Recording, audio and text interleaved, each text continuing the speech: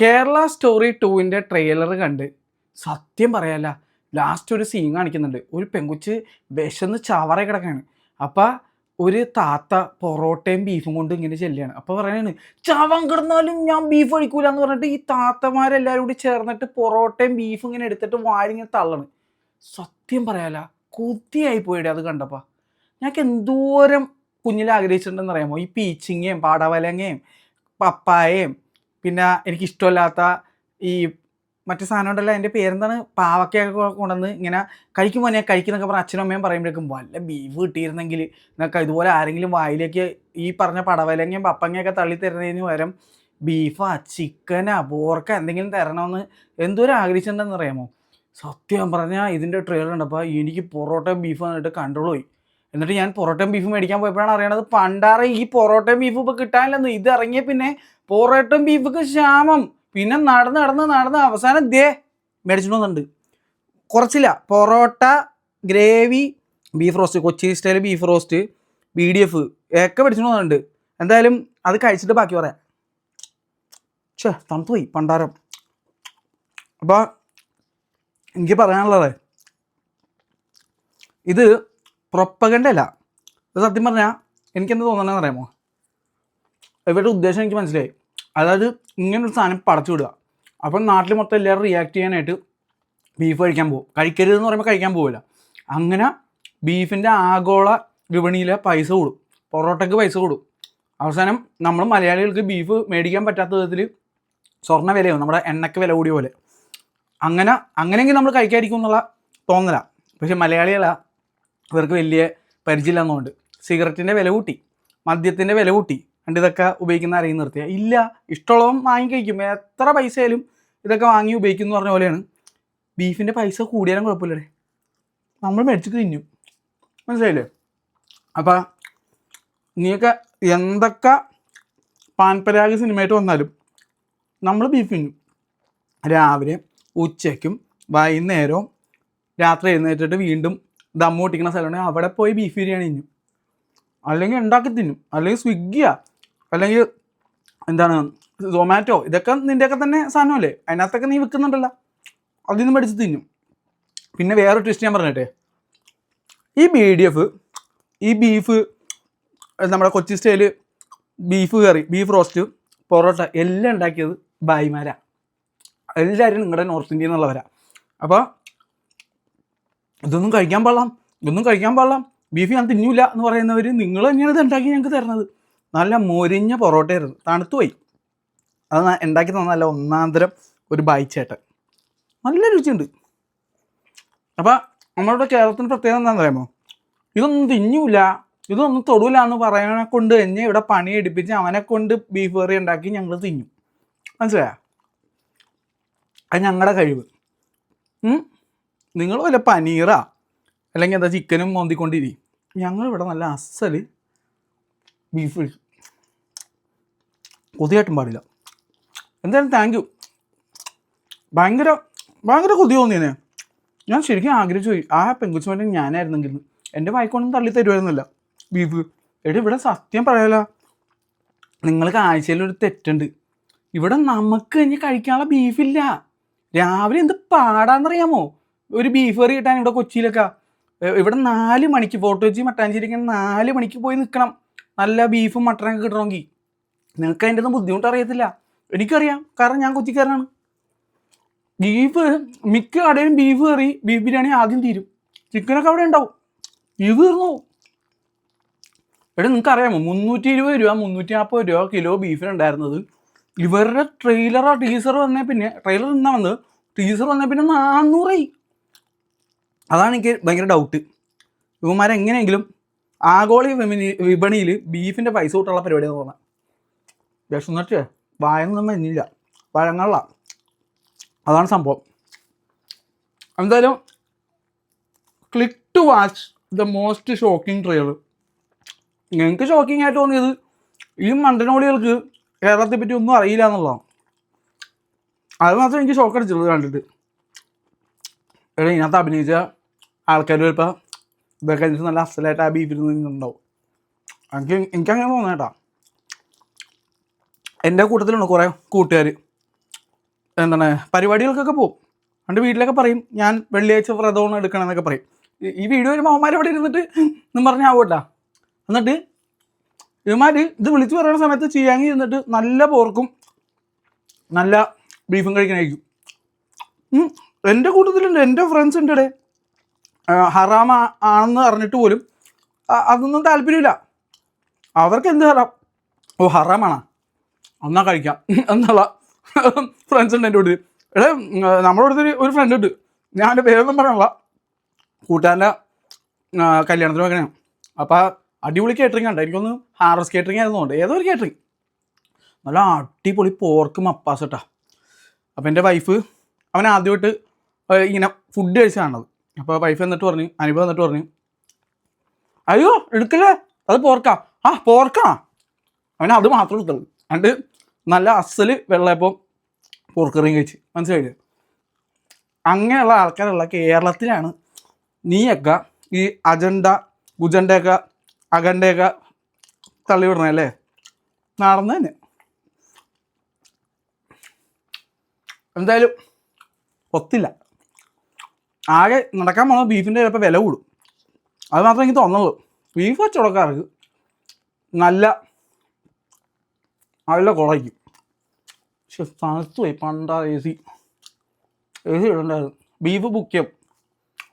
പിന്നെ എത്ര മിനിറ്റ് ഉണ്ട് ഈ അവരാതെ? എത്ര മിനിറ്റ് ഉണ്ടായിരുന്നു? 3 മിനിറ്റാ ഈ അവരാതം. എത്ര ഉണ്ടായിരുന്നാ? പക്ഷെ പെട്ടെന്ന് കഴിഞ്ഞ പോലെ എനിക്ക് തോന്നിയിട്ടാ. പിന്നെ ഇതേ ഈ റിയാലിറ്റി ഓഫ് കേരള സ്റ്റോറി എന്നൊക്കെ പറഞ്ഞിട്ട് അച്ഛൻ വീഡിയോ ഒക്കെ ഇട്ടിട്ടുണ്ട്. അതായത് പണ്ട് അടുത്ത വീഡിയോ ഉള്ളത്, 2 കൊല്ലം ഇട്ടോ മുന്നേ വീഡിയോ. ഫസ്റ്റ് പാർട്ട് വന്നപ്പോൾ ഞാൻ അടുത്ത എന്തായാലും യൂട്യൂബിലുള്ളവർക്ക് മലയാളി കണ്ടന്റ് ക്രിയേറ്റേഴ്സിന് ചാകര എന്തായാലും കാണിച്ച് കൊതിപ്പിക്കാം. അയ്യോ നല്ല അലുവ പോലത്തെ ബീഫ്. പിന്നെ ഇതിനകത്ത് അഭിനയിക്കണ നിങ്ങൾക്കൊന്നും ഒരു നാച്ചുറാലിറ്റി ഇല്ല. പടമേ നാച്ചുറൽ അല്ല, ഭയങ്കര പ്ലാസ്റ്റിക്കാണ്. ഇതിൽ അഭിനയിക്കുന്നവരായാലും പ്ലാസ്റ്റിക്കാണ്. എല്ലാത്തിനും ഒരു അച്ചിലിട്ട് വാർത്ത പോലെ ഇരിക്കുന്നത്. ഈ നമ്മൾ ഈ ഇംഗ്ലീഷ് പടത്തിലൊക്കെ കാണൂലേ, ഇങ്ങനെ പ്ലാസ്റ്റിക് സർജറി ചെയ്തിട്ട് ഒരു എക്സ്പ്രഷൻ വരാത്ത കുറേ എണ്ണങ്ങൾ, അങ്ങനെ കുറേ സാധനങ്ങൾ. ഏത് വകയിലാടാ മലയാളി?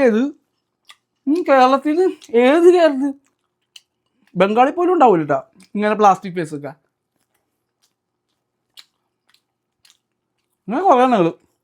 പിന്നെ ഇതിനകത്ത് കുറേ സീനുണ്ട്. എന്താണ് മറ്റേ ഏതോ നമ്മുടെ സുന്ദർപ്പിച്ചതിനെ പോലെ ഇരിക്കുന്ന ഒരാളെ കാണിക്കുന്നുണ്ട്, 144p. പാവം സുന്ദർപ്പിച്ച് അങ്ങേര് മര്യാദ കിടക്കുന്ന ആളെയൊക്കെ ഇതിനകത്ത് അങ്ങനെ പോലെ ഇരിക്കുന്ന ഒരാളെ കൊണ്ടുവന്നിട്ട് എന്താണ് പെണ്ണിനെ ചതിക്കുന്ന ആളായിട്ടൊക്കെ കാണിച്ചിട്ടുണ്ട്.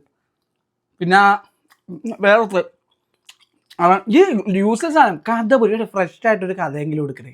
ഫ്രഷ് ആയിട്ട് എങ്ങനെ ആ മണ്ണി കാണിച്ച അതേ സാധനം തന്നെ, അത് തന്നെ, വേറെ ഒന്നുമില്ല. എന്തെങ്കിലും ഫ്രഷ് ആയിട്ടുള്ളതെങ്കിൽ വേണ്ടത്, ഒന്നുമില്ല, ഫ്രഷ് ആയിട്ടൊന്നുമില്ല. എൻ്റെ ബീഫും പൊറോട്ടയൊക്കെ വളരെ ഫ്രഷാണ് ഇത് വെച്ച് നോക്കുമ്പോൾ. എന്തെങ്കിലും വേണ്ടേ? ഇത് കണ്ട് കുറേ മറ്റേ സംഗിമങ്കികൾ ചിലപ്പോൾ കൈയടിക്കുമായിരിക്കും. അല്ലാതെ എനിക്ക് തോന്നുന്നില്ല. ബാക്കിയുള്ളവരൊക്കെ മിക്കവാറും മുതുകത്തടിക്കാനുള്ള ചാൻസാണ് സിനിമ വരുമ്പോഴേക്കും. എനിക്ക് അങ്ങനെ തോന്നുള്ളത്. 27 ഫെബ്രുവരി ഇതിവിടെ ഇറങ്ങുമോ? ഇങ്ങനത്തെ പടങ്ങളൊക്കെ CBFC ഇറക്കി വിടും കേട്ടോ.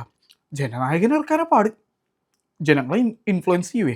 ഇതെന്താ സംഭവം എന്ന് വെച്ചാൽ എല്ലാവർക്കും അറിയാം, ഇത് കുറേ മൊണ്ണേശകൾ എടുത്തു വെക്കണ സിനിമയാണ്. അതുകൊണ്ട് ഇതൊന്നും നടക്കുന്ന കാര്യമല്ല. ആദ്യം കൊണ്ടുവന്ന് തള്ളിച്ചത് നാഷണൽ അവാർഡ് മാത്രമേ കിട്ടിയുള്ളൂ, ജനങ്ങളെ നോക്കാൻ കിട്ടിയത്. അപ്പോൾ എനിക്ക് തോന്നുന്നത് കേരളം ഒന്നടക്കം പടത്തിനെടുത്ത് തൂക്കും എന്നാണ് എനിക്ക് തോന്നുന്നത്. എടുത്ത് തൂക്കി വിടാനുള്ള ചാൻസ് ഉണ്ട്. അപ്പോൾ ഇതൊരു ഊക്ക് സ്റ്റോറി 2 ആവാനാണ് എനിക്ക് ചാൻസ് ആയിട്ട് തോന്നുന്നത്. അവിടെ പടം എടുക്കുമ്പോൾ ശരിക്കും നടന്ന എന്തെങ്കിലും കാര്യങ്ങൾ എടുക്കുക, അത് എടുത്തു കഴിഞ്ഞാൽ നമ്മുടെ ഇവിടുന്ന് മലയാളികളെ ആക്സെപ്റ്റ് ചെയ്യും. ഇത് മറ്റേ പരമസുന്ദരി കാണിക്കണ പോലെ എല്ലാ മലയാളി പെൺകുട്ടികളും രാവിലെ സാരി കൊടുത്തിറങ്ങി മറ്റേ തെങ്ങുമ്മ കയറി കൈക്ക് വെട്ടി കുടിക്കും എന്ന് പറഞ്ഞ പോലെയൊക്കെയാണ്, കള്ളു കുടിക്കും എന്നൊക്കെ പറഞ്ഞ പോലെ. ഇത് ആഡ് വെറുതെ അല്ലേ ബോളിവുഡ് എങ്ങും എത്താത്തത്. കഷ്ടം തോന്നുന്നു. ഞാൻ നല്ലൊരു സിനിമ പറഞ്ഞുതരാം, തൂയാമ. ആമയല്ല, തൂയാമേ. പോയി കണ്ടുനോക്ക്, പൊളി സാധനം. അത് മലയാളി ഡയറക്ടർ എടുത്താണ്. അപ്പം ഒരു മലയാളി ഡയറക്ടർ അവിടെ ചെന്നിട്ട് അവിടെയുള്ള ആൾക്കാരെ എങ്ങനെ കാണിക്കുമെന്ന് കണ്ടുനോക്ക്. അതാണ് മലയാളി. അല്ലാതെ അവിടെയുള്ളവന്മാർ ഇവിടെ വന്നിട്ട് കാണിക്കുന്ന പരിപാടിയില്ല. മനസ്സിലായില്ലേ? ഇതൊക്കെ പ്രൊഡ്യൂസ് ചെയ്യണ ഇവനൊക്കെ പറഞ്ഞാൽ മതി. അവനെ ബീഫ് കഴിക്കാത്തതിൻ്റെ കുറ്റം. ഒരു തവണ കഴിച്ച് കഴിഞ്ഞാൽ അവൻ്റെ ക്ഷീണമാണെന്ന് എനിക്ക് തോന്നുന്നു. ഒരു തവണ ബീഫ് കഴിച്ച് കഴിഞ്ഞാൽ എല്ലാം ഓക്കെയാണ്. മിക്കവാറും കട്ടുനിന്ന് കഴിക്കണ്ടാവും. അതൊക്കെ പറഞ്ഞിട്ട് മറ്റേ ഓൺലൈൻ ഓർഡർ ചെയ്ത് കഴിക്കണ്ടാവും. കള്ളൻ, കൊച്ചു കള്ളൻ. എൻ്റെ പൊറോട്ടയും തീർന്ന് ബീഫ് ബാക്കിയുണ്ട്. ആ ബീഫ് കഴിക്കാം. പിന്നെ എന്തായിരുന്നു, പിന്നെ എന്തൊക്കെയാണ് ഉണ്ടായിരുന്നല്ലോ. അപ്പോൾ ഓർത്ത് മനോഹരമായ കുറേ ഡയലോഗൊക്കെ ഉണ്ട്. ഇൻസ്പയർഡ് ഫ്രം മെനി ഇവൻറ്റ്സ് എന്നാ. ഏത് ഇവൻറ്റ്? ഇത് എവിടെ നടന്നേക്കുന്നത്? കേരളത്തിൽ അല്ലെങ്കിൽ കർണാടകയില? എവിടെ നടന്നേക്കുന്നത്? പിന്നെ കുറേ മൊണ്ണേഷ് ലെവൽ പാരൻസ് ക്യാരക്ടറിനൊക്കെ കാണിക്കുന്നുണ്ട്. ഞങ്ങൾ മൈനോറിറ്റിയാണ്, ഞങ്ങൾക്ക് ഇവിടെ ചോദിക്കാനും പറയാനും ആരുമില്ലെന്നൊക്കെ. എനിക്കറിയാൻ പാകാം. മര്യാദക്ക് സമാധാനമായിട്ട് എന്താണ് എല്ലാ ജാതിയിലും എല്ലാ മതത്തിലുള്ള ആൾക്കാരും സമാനമായിട്ട് ജീവിക്കുന്ന കേരളത്തിന് വന്നിട്ട് കരിവാരിത്തേക്കാൻ ഒരു പടം. ഇത് ഈ പെങ്കൊച്ചാണ് വേണ്ടാന്ന് പറഞ്ഞാൽ ഇവിടെ ആരെയും ജീവിതത്തിൽ ഒരു പൊറോട്ടയും ബീഫും വേണ്ടാന്ന് പറയൂ? എന്തൊരു മൊണ്ണ ക്യാരക്ടർ ഇത്. മരിക്കാൻ കിടക്കുമ്പോൾ ഇപ്പോൾ ബീഫ് കിട്ടിക്കഴിഞ്ഞാൽ മിണ്ടാതെ തിന്നിട്ട് പോകും മലയാളികൾ. എന്താണ് മറ്റേ അത് കൊണ്ടുവന്ന് തരണാളെ പൂട്ട് പൂജിക്കും ചിലപ്പോൾ. രാവിലെ ചാവാൻ കിടക്കുമ്പോൾ വെള്ളം കിട്ടുള്ളൂ. ഇത് ബീഫ് കൊണ്ടേ കൊടുത്തിട്ട് വേണ്ടായിരുന്നു. എവിടുന്ന് വന്നല്ലേ അതൊക്കെ? ഈ താത്തയുടെ മോൻ കണ്ട സങ്കടമാണ്. കഷ്ടപ്പെട്ടുണ്ടാക്കിയ ബീഫാണ്. അതാണ് അത് വേണ്ടെന്ന് പറഞ്ഞപ്പോഴേക്കും ഡസ്പടിച്ചു പോയി. അവിടെ മോൻ നോക്കി മര്യാദക്ക് ഈ സാധനത്തിന് കൊടുത്തതിന് തന്നെ തിന്നാൽ മതിയായിരുന്നാണ് താത്ത വിചാരിക്കുന്നത്. പച്ചവെള്ളം കൊടുക്കരുതായിരുന്നു എൻ്റെ അഭിപ്രായത്തിൽ. ശരി, ഇത്രേ ഉള്ളൂ. എൻ്റെ കറി തീർന്നു. പിന്നെ ഈ സാധനമൊക്കെ കാണുന്നൊരു ബുദ്ധിമുട്ടാണ്. ഇതൊക്കെ കാണാൻ വേണ്ടി ഇതൊക്കെ മേടിക്കേണ്ട അവസ്ഥയാണ്. അതിനൊന്നും കണ്ടിരിക്കാൻ പറ്റില്ല. അപ്പോൾ ഇത്രേ ഉള്ളൂ. ബാക്കി ഞാൻ തിന്ന് തീർക്കട്ടെ. ഇത് ഡയറക്ടറിന് ഡെഡിക്കേറ്റ് ചെയ്യുന്നു. കഴിക്കാത്തതിൻ്റെ കുഴപ്പമാണ്. കഴിച്ച് കഴിഞ്ഞാൽ മാറും, ക്ഷീണം മാറും. അല്ലെങ്കിൽ മേടിക്കാൻ കിട്ടില്ല, അതാണ് സങ്കടം. ഇവരെ പലയിടത്തും ബാൻ ചെയ്ത് വെച്ചേക്കാനുള്ള കിട്ടാത്തതുകൊണ്ടാണ്. Welcome to Kerala. രാവിലെ ഉച്ചയ്ക്ക് വൈകുന്നേരം കഴിക്കാം, ആരും ചോദിക്കാൻ പറ്റില്ല. അതിങ്ങനെ എൻ്റെ സങ്കടം ഉണ്ടെങ്കിൽ ഇങ്ങനെ സിനിമയൊന്നും എടുത്തിട്ട് തീർക്കരുത്. നമുക്ക് തിന്ന് തീർക്കാവുന്ന പ്രശ്നങ്ങൾ ഇവിടെ ഉള്ളൂ നാട്ടിൽ. വന്നാൽ തരാം, ഓക്കെ? കഴിട്ട് വരരുത്, അതെനിക്ക് പറയാനുള്ളൂ. സ്കൂളിലൊക്കെ ഇരുന്നപ്പോൾ എന്ത് പാടായെന്ന് അറിയുമോ? ഭയങ്കര പാടായിരുന്നു. ഒരു കറിയൊക്കെ ഓർഡർ ചെയ്തിട്ടില്ല. പൊറോട്ട തിന്നാൻ പോയാൽ ബീഫ് കിട്ടൂല, ബീഫ് തിന്നാൻ പോയാൽ പൊറോട്ട കിട്ടൂല, അങ്ങനത്തെ അവസ്ഥയായിരുന്നു.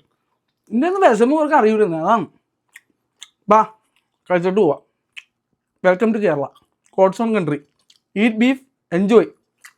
അല്ലാതെ നിങ്ങളുടെ അവിടുത്തെ പോലെയല്ല, മനസ്സിലായില്ലേ? നിങ്ങൾ ശരിക്കും ചെയ്യേണ്ടത് എന്താണെന്നറിയാമോ? നിങ്ങളുടെ നാട്ടിലെ ഒരു സ്റ്റോറി എടുക്കണം. ഞങ്ങളെടുത്താൽ വൃത്തിക്ക് എടുക്കും, നിങ്ങളെടുത്താൽ കറുത്ത് വൃത്തികേടായിട്ട് എടുക്കുകയുള്ളൂ. അതുകൊണ്ട് നിങ്ങൾ തന്നെ എടുക്കണം നിങ്ങളുടെ നാട്ടിലെ സ്റ്റോറി. മറ്റേ വർഷാവർഷം ഇറക്കണ സാധനമല്ല, ഇതുപോലെ ഒരു ഐറ്റം നിങ്ങൾ എടുത്ത് നോക്ക്. ഞങ്ങളൊന്ന് കാണട്ടെ. കഴിച്ച് തീർത്തിട്ടുണ്ട്. ഇത് മുളകണം. അത് വേണ്ട, അത് നമുക്ക് ഡയറക്ടറിന് കൊടുക്കാം. ശരി, ബൈ ബൈ.